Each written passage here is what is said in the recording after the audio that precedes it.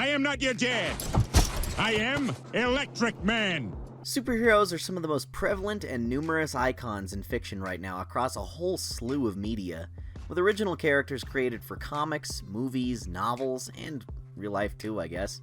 But there's a shockingly slim amount of original superheroes created for the world of gaming. There's Carnage if he was a Hot Topic employee, and then there's the infamous Cole McGrath. Seeing as how I've made it a point to review every superhero-related game in existence at one point or another, I think it's only fitting that we give old Cole the whole bowl to attain our goal. This review was requested for the $100 tier on my Patreon by Jeremy Cote, and I just want to give a quick shout out to him and his bride-to-be, Marianne. I wish you guys a happy marriage that goes untainted by the woes of editorial-mandated demon retcons and guilt-based time travel. Does anyone care about that anymore? This game's 10 years old, and it was, to my understanding, it was pretty well regarded, so I think everyone knows that plot twist by now. Wow, it's hard to believe this is 10 years old, actually. Felt like I just played this yesterday, except I was shorter, and the world wasn't as terrifying, and movies had more variety, and games came in one single package instead of having the content parsed out over the course of several months for additional money, and action figures had better sculpting and more points of articulation. Actually, yeah, I can believe this was a decade ago. Things are pretty different now, especially standards in gaming. So let's see how one of my all-time favorite games holds up 10 years later. Anywho, this game starts out with one of the coolest transitions from main menu to gameplay ever, by having you start out as the poor millennial schmuck that was unfortunate enough to wake up at ground zero of this massive gasplosion. Our main character Cole waddles his crusty voice out of the crater and then into a flash forward, explaining that he was a bike messenger who mistakenly activated a bomb that ripped a hole in, not New York, but also gave him superpowers by draining the life force of everyone caught in the blast zone. Now he can basically do everything Electro can, just short of becoming a living lightning bolt. The consequence, though, is that crime and sickness run rampant now after his explosive debut, and the city from Superhero Movie is now under government quarantine. Meaning, gangs with various unique gimmicks and powers of their own start cropping up to take charge. That just means it's up to our gravelly voiced electrical protagonist, his comic relief sidekick, and his tired love interest to stop them and make the city safe again, as well as figure out who is behind the superpower bomb in the first place. Don't say it, don't say it, don't say it, don't say it.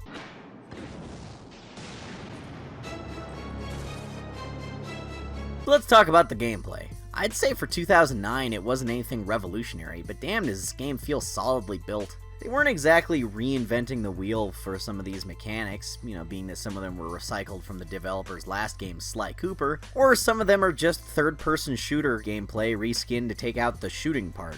But at the same time, you feel really powerful with the way you can zap away at hordes of enemies using rifles and rocket launchers. You don't need any of that lame shit, guns are for nerds. Also, this character is incapable of using them. The dialogue early in the game makes it a point to establish that Cole's new powers make him unable to use vehicles or firearms. The second you touch it, the electricity in your hands cooks off the gunpowder, and the whole thing goes kabam! Yeah, not unless some genius invents a car that doesn't explode when I sit in it. So you have a pretty solid excuse for why you're having to climb and run everywhere. And even though traversal is pretty tedious early in the game, you slowly unlock more methods of getting around quickly until you don't even think about it anymore. Like this sick rail grind on power lines like Static Shock and legally distinct yet heavily derivative Black Lightning equivalent. I think Cole and Max Dillon are the only white guys with electrical powers. Well, okay, just Cole then. This is one of the few games that also gives you enough fun stuff to do in the open world that I actually got 100% completion for all the district activities. They do a decent job of balancing odd jobs like finding collectibles with various combat challenges, and I think the gameplay for both is just so fun that I don't even mind it.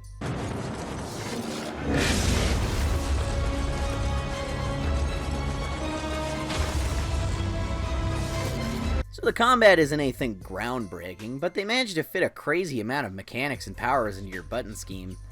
There's like 6 ways to blow people up, and when you run out of juice, you just go to any electrical thing in the area to recharge. It's also a huge plus that you can fire lightning out of your hands as fast as you can hit the button. Look at this! 2 things that get me so hooked on this game are the amount of variety in locations and little challenges thrown in here and there. Sometimes you're fighting bad guys in a spooky tunnel filled with black goo that poisons your mind, or you're climbing a massive tower made of garbage and fighting a bunch of Klansmen in trash bags, or you're riding an electrified bus, or fighting in an abandoned prison that's built like a castle. Geez, there's a lot of these. But on top of that, like any good superhero character, Cole has his weaknesses, like throat lozenges. Oh, it's filling my throat. And having to fight when there's no good source of electricity nearby to drain from. Or being surrounded by water that kills him on contact. Wait, so he can't touch water? How does he shower? Can he hydrate? Does he have a hard time going to the bathroom? I have so many questions. Maybe that's why his voice sounds so mangled. Dude can't drink some water to clear it out. He sounds like he's gargling thumbtacks. I know the prototype comparisons have been done to death, but I think between the two of them, the thing that sticks out most to me is how both of the characters are dressed kind of like a douchey edgelord. Except in Cole's case, you have the option to choose not to be a bad guy and overcome that exterior, while as Alex Mercer is still a douchey edgelord. It's pretty apparent what era of gaming this was released in, because it has a really half-baked choice system that plagued a lot of things coming out back then. Spider-Man Web of Shadows, Army of Two the 40th Day, Saints Row 3, Bioshock Infinite kinda. All games that were pretty linear in terms of story, where your choices had very little actual effects save for slightly different cutscenes or unlocking an extra piece of gear. Usually punctuated by a choice for the ending that would ultimately make such a huge point of divergence that any sequel would just say the more reasonable one is canon. I think Infallible here has the same problem that all of these had, in that these choices feel tacked on and meaningless. Characters still react to you pretty much the same way in scenes that matter, nothing has any real long-reaching consequences for later entries in the series, and the best powers are locked behind pure evil or pure good paths, so it forces you to pick one or the other because you can't do certain things if you pick a more neutral run. So it really just comes down to which color of lightning you like more. Blue makes more sense, so I guess I'll be a morally righteous pushover.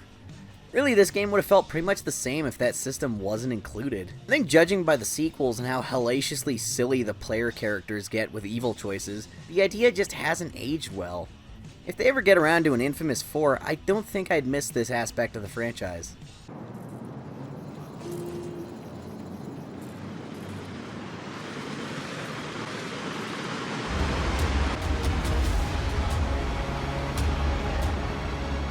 Don't get me wrong, I still think choices in video games are important when it matters, so, something like Mass Effect or 20% of The Walking Dead is a more positive example of that being implemented. As long as we're on the topic of negatives about this game, let's talk about the aesthetic. And I don't mean the graphics, because those are about serviceable for the time. Sure, the characters look a little stilted and the facial animations could use some work, but otherwise it's fine. What really bugs me is just how ugly this game is. Everything looks kind of disgusting. Like, this is one of the more unpleasant looking games I can recall from recent memory. Pretty much everything is either covered in dust, trash, black slime, mud, or some strange fluid that's a combination of all of that. The colors are so muted and dull for a character that shoots lightning, which you'd think would be an opening to make it have some really bright and poppy neon colors. But nah, the aesthetic for the gameplay is appropriate given the story they want to tell, since this city is in a state of crisis. It looks war-torn, gross, and dangerous, sure, but sometimes that gets a little hard to look at for hours and hours on end, and you'd like a break from the glass shard-filled mud being rubbed in your eyes. Even Fallout changed up the aesthetic in certain areas just to give you a break. Save for the main menu screen, we never really get to see the city before it's a Detroit hole, so we can't exactly tell how far it's fallen. I think it would have been more effective to see a flashback of the city pre-explosion, or maybe just play a little bit prior to Cole opening the bomb so we can get a sense of progression. For all we know, Empire City has always looked like this. The gangs are just more active now. Maybe I'm splitting hairs, and that's a really stupid complaint, but it's something that jumped out at me while replaying this. Maybe as a kid I was more used to it because a lot of games back then just looked like ugly brown and gray post-apocalypses. Even the Spider-Man games at the time weren't very colorful. At least in this one, they sometimes break up the monotony of the visuals with these motion comic style cutscenes that have this kinda spray-painted graffiti look, like runny, splattery ink all over the place and very few colors, with a grainy texture to everything, like it's all painted on a brick wall. I think this art style is gritty like the gameplay, but stylized enough to also be visually interesting instead of repugnant. But the cynic in me is still looking at them and thinking, boy, they sure saved a lot of money on animating.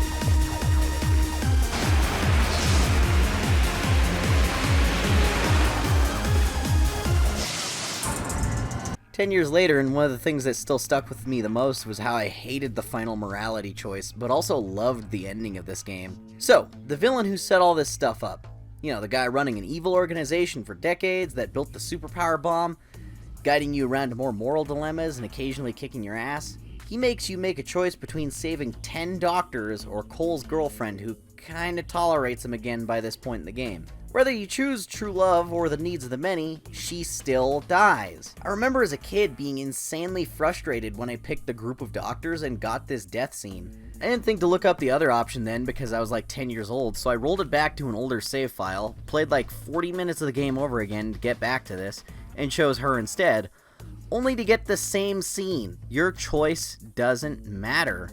This was the first time I ever experienced that in a game. So, out of frustration from messing up my hero run, I went back again to get the blue color version of this scene and thinking, I just couldn't trust this game anymore. It killed a lot of my hype for the final hour of the game, but then the final boss made up for it and brought it all back. This bad guy, Kessler, has every power you have, plus all the other ones you've seen in this game thus far from the other enemies, plus some new shit you haven't seen any characters do. And reusing the blast zone as the final boss arena was really cool. As soon as this fight started, my hype levels rose again because I had a bit of a hunch about the ending that turned out to be true. The final boss is actually the player character from the future. My mind was blown as a kid, and I was so stoked that I guessed it right based on all the hints. See, old Cole here came from an alternate future where he was a huge coward who decided not to fight a supervillain that blew up the world and killed his family. So he went back in time to train his younger self to be less of a pussy and make him strong enough physically and emotionally to fight that villain when it finally came around and save the world. So in a sense, he's kinda still the good guy, despite being the bad guy. I had never seen a plot twist in a story like this up to this point, except for Ben 10 Race Against Time. So this ending really won me back over. Then BioShock Infinite ripped that off 3 years later and I audibly booed at the screen. It's not a perfect game by any means, because not every game can be Simpsons Hit and Run, but it's got a lot to talk about. The gameplay isn't anything innovative, but it's very solid and fun even to this day. You really feel like inFamous. The story is mostly underwhelming, but really pulls out all the stops at the end. And overall, I think I found myself very attached to the characters, even though Zeke is basically just Roman, but like from Texas.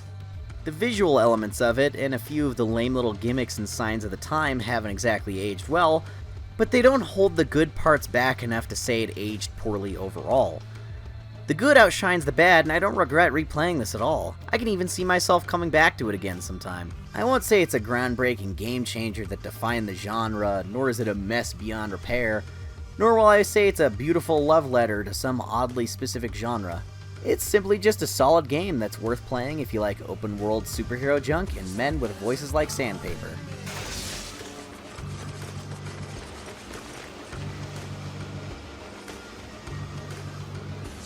Seems like you've got our problems.